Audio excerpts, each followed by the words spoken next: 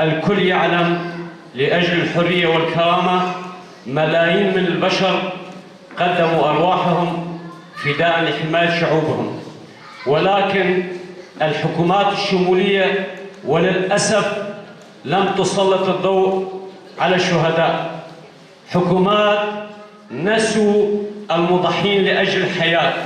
فقط حركة الحرية الكردستانية وبقيادة القائد عبد الله أوجلان تم إحياء ذكرى كل شهيد وكيف استشهد ولأجل أي قيم استشهد.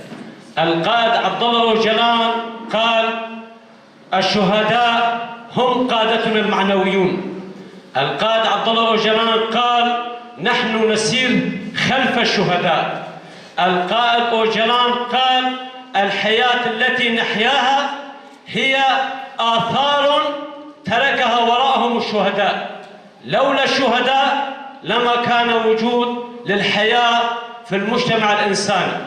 وشهداء حملة مطرقة الشعوب إثباتا على ذلك.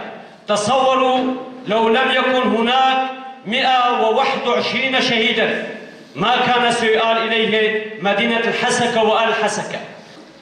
أمنا عاشق شرف أمنا عاشق خنينتي ليش بو أم جيانك بكرامات ورومات جبو قو أم لايقي شهيد خوبن جبو أم لايقي فكر وفلسفة سروقي خوبن أم جبوه شش دستي ما بي أم حياة داوي شرفك أم تجاري شطنقو توبي دجمن نترسل جبال هيزا ما وإرادة ما ببير وباوريا ما يبخطى شهيدي ما بيه أما خسارة جريدة حتى لما بتسد بالبصر ما شاء الله تفضل جاوبت على السؤال الفاضي لا تسألوا شيئا ما تفضل بعد السؤال فرق